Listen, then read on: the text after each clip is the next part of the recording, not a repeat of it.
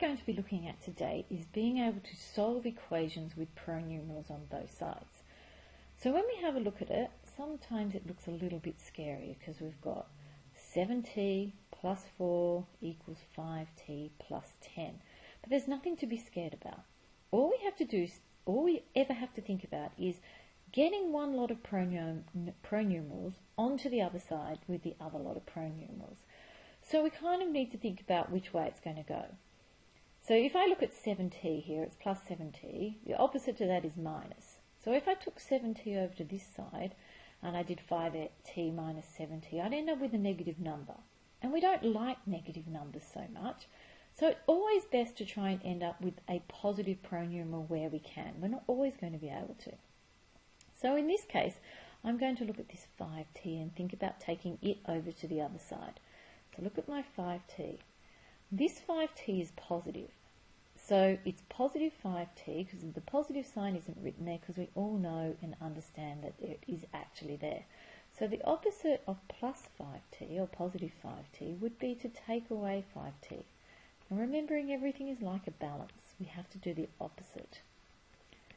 So if I take 5t away from 7t, 7t take away 5t is 2t.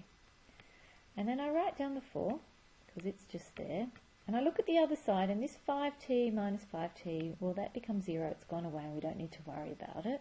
And this is plus 10, so I'm just going to put 10 down because we don't put the positive signs in.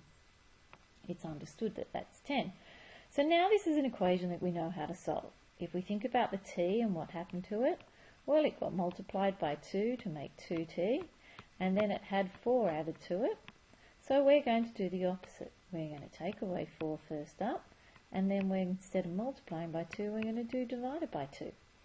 So I need to subtract 4 first. So looking at that 4, I'm going to subtract 4 from both sides first up.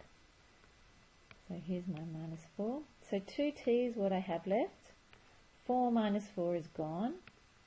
And I have 10 take away 4, which is 6. And then I have to divide by 2. So if I say here divide by 2. So 2 divided by 2, well that's gone to 1. And 6 divided by 2, we know the answer is 3. And that is our answer. Now in a test, what I would expect you to do is to check that you have the right answer. So we would do a substitution back into the original equation. So t is 3, so I'm going to go 7 times 3 plus 4, and I'm just looking at this left-hand side of the equation first.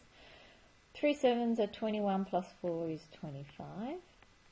And then I'm going to look at the right-hand side of the equation, and this is 5 times t, so that's going to be 5 times 3, which is 15, plus 10, which is 25. Both sides of the equation equal each other, so I know I've got full marks. So let's have a look at the second question that I've got here. I have a look at it and I'm going to say, well, I've got 6x plus 4 equals 22 minus 3x. So this is minus 3x and I try and get rid of my minus signs wherever possible. So I'm going to be taking this over to the other side.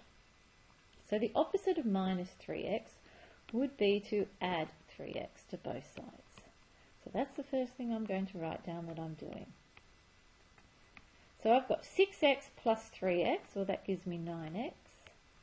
I'm writing down my 4 equals, I've got 22, and minus 3x plus 3x is gone. And that's a positive sign there. So let's have a look at my x. What's happened to it? Well, it got multiplied by 9 to make 9x. And then we added 4 to it. So we have to do the opposite. So we're going to take away 4 first, and then we're going to divide by 9. And you can see that they're all becoming the same as each other. So what happened? The first thing I have to do is I have to take 4 from both sides. When I'm taking 4 from both sides, you can see I've got 9x. Plus 4 minus 4 is gone. So 22 minus 4 gives me 18. And now I have to divide by 9, so let's divide both sides by 9, and divide this side by 9. So when 9 divided by 9, that means I'm just left with x, and 18 divided by 9 is 2. And once again, you could do your small little check just to make sure that you have done it correctly. So if I have a look at doing my check, I've got 6 times 2 plus 4. Well, 2 6s are 12, plus 4 is 16. And does that equal to 22 minus 3 times 2? So 3 times 2 is 6, 22 minus 6, yes, that gives me 16, so I know I've done that one correctly as well. So, having a look at our very last example, and I put this one here because for some strange reason everyone gets scared about it. There's nothing to be scared about. If you've got pronumerals on both sides, you look at moving one of them over to join the other. So I'm going to take this one over because it looks like it's the easiest thing to do. So minus 7u, the opposite of minus 7u must be to plus 7u. So I'm going to be doing this to both sides, plus 7u. So minus 2 plus 7 gives me 5u equals 20. And now I've got 5 times u, so this is a very simple one. I've got u, what did I do to it? Well, I multiplied it by 5 to get 5u. So what we can do now is we're doing the opposite of multiplying, which would be to divide. So we divide both sides by 5, and this one becomes a really easy question. 20 divided by 5 is 4, and there is my answer. And once again, you could do a check just to make sure, but I'm not going to do it now. So, hopefully now you understand exactly how to do equations with pronumerals on both sides. If you are still having a little bit of trouble, run through the video again, and if you still can't do it, you can come and ask me for help. Good luck with it.